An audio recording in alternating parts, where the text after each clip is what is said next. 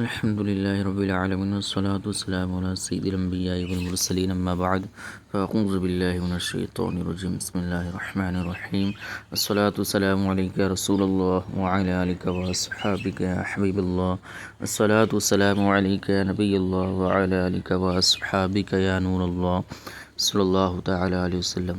پیارے آقا صلی اللہ تعالیٰ علیہ وآلہ وسلم نے ارشاد فرمایا، تم جہاں کہیں بھی ہو مجھ پر درود پاک پڑھو، بے شک تمہارا درود مجھ تک پہنچتا ہے۔ صلو علی الحبیب صلی اللہ تعالیٰ علی محمد صلی اللہ تعالیٰ علیہ وسلم۔ بسم اللہ الرحمن الرحیم یا ایہا الذین آمنوا لا تحرموا طیبات ما احل اللہ لکم ولا تعتدوا ان اللہ لا يحب المعتدین وکلوا مما رزقکم اللہ حلالا طیبا واتقوا اللہ الذی انتم بہ مؤمنون۔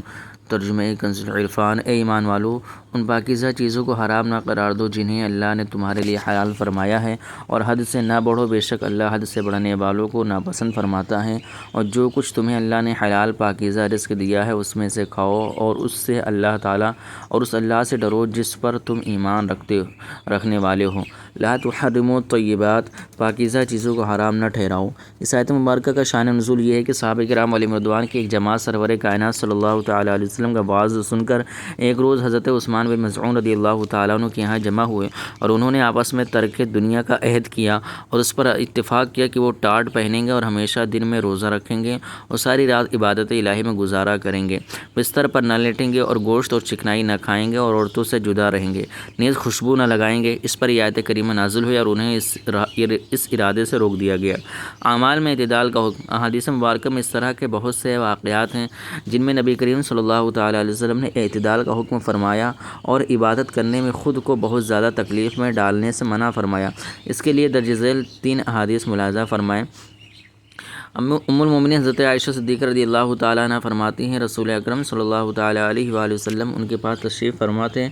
اس وقت حضرت حولہ بنت طویت رضی اللہ تعالیٰ عنہ ان کے پاس سے گزری۔ حضرت عائشہ رضی اللہ تعالیٰ عنہ نے تاجدار رسالت صلی اللہ تعالیٰ علیہ وسلم سے عرض کی، یہ حولہ بنت طویت رضی اللہ تعالیٰ عنہ ہیں، لوگ کہتے ہیں کہ یہ رات بھر نہیں سوتی۔ رسول اللہ صلی اللہ علیہ وسلم نے ارشاد فرمایا، رات بھر نہیں سوتی، اتنا عمل کیا کرو جتنا آسانی سے کر سکو، بخدا اللہ تعالیٰ انہیں اکتائے گا لیکن تم اکتا جاؤ گے۔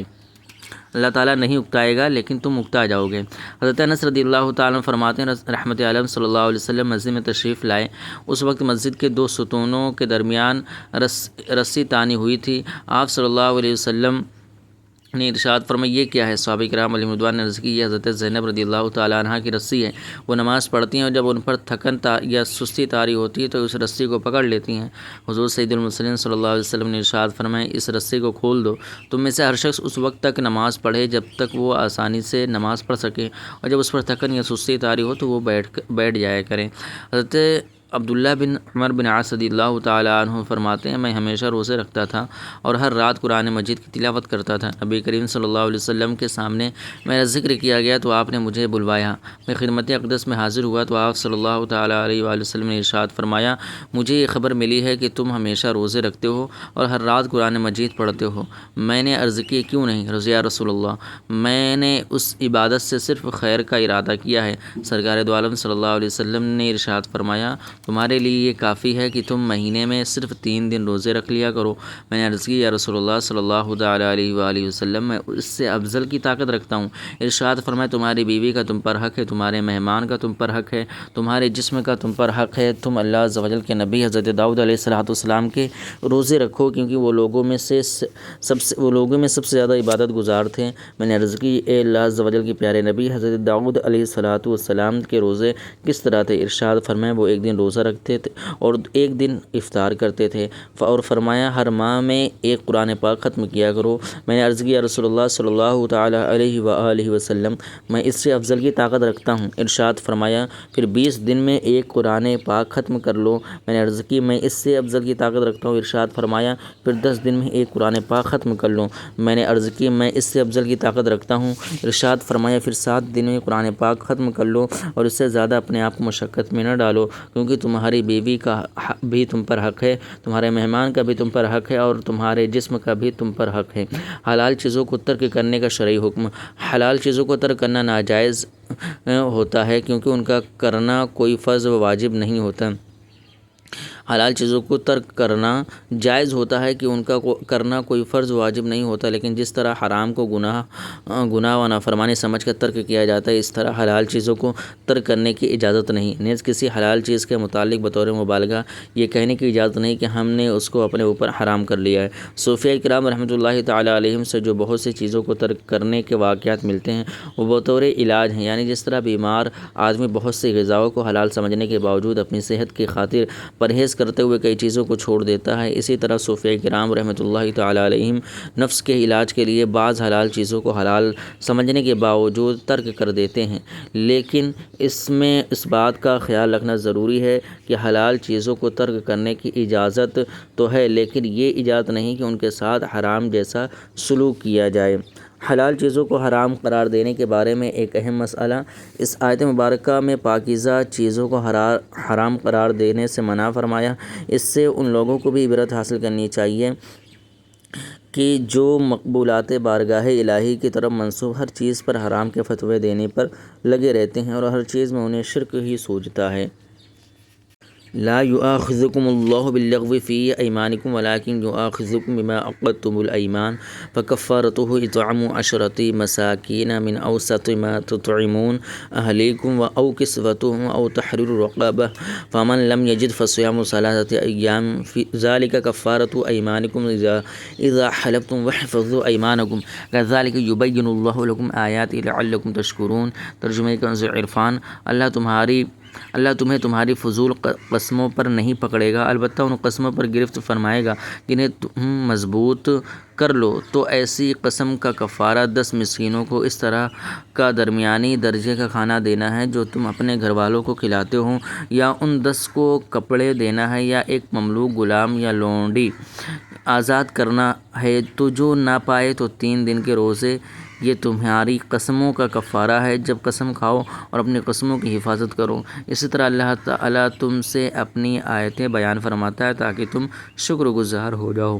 لا یؤاخذکم اللہ باللغو فی ایمانکم، اللہ تمہیں تمہاری فضول قسموں پر نہیں پکڑے گا۔ اس سے پہلی آیت میں بیان ہوا کہ صحابہ کرام علیہم الرضوان کی ایک جماعت نے کھانے پینے کی چند حلال چیزیں اور کچھ لباس اپنے اوپر حرام کر لیے اور دنیا سے کنارہ کشی اختیار کر لی۔ مزید یہ کہ اس پر انہوں نے قسمیں بھی کھا لیں۔ جب اللہ تعالیٰ نے انہیں اس چیز سے منع کیا تو انہوں نے عرض کی، یا رسول اللہ صلی اللہ تعالیٰ علیہ وآلہ وسلم، اب ہم اپنی قسموں کا کیا کریں؟ اس پر اللہ تعالیٰ نے آیت مبارکہ نازل فرمائی جس میں قسم کے احکام بیان کیے گئے۔ قسم کی اقسام۔ قسم کی 3 قسمیں ہیں۔ نمبر 1 یمین لغو، یعنی غلط فہمی کی قسم۔ یہ وہ قسم ہے کہ آدمی کسی واقعے کو اپنے خیال میں صحیح جان کر قسم کھا لے اور حقیقت میں وہ ایسا نہ ہو، ایسی قسم پر کفارہ نہیں۔ نمبر 2 یمین غموس، یعنی جھوٹی قسم کہ کسی گزشتہ واقعے کے متعلق جان بوجھ کر جھوٹی قسم کھانا یہ حرام ہے۔ نمبر 3 یمین منعقدہ، وہ قسم جو کسی آئندہ کے معاملے پر اسے پورا کرنے یا پورا نہ کرنے کے لیے کھائی جائے۔ کسی صحیح معاملے پر کھائی گئی ایسی قسم توڑنا منع بھی ہے اور اس پر کفارہ بھی لازم ہے۔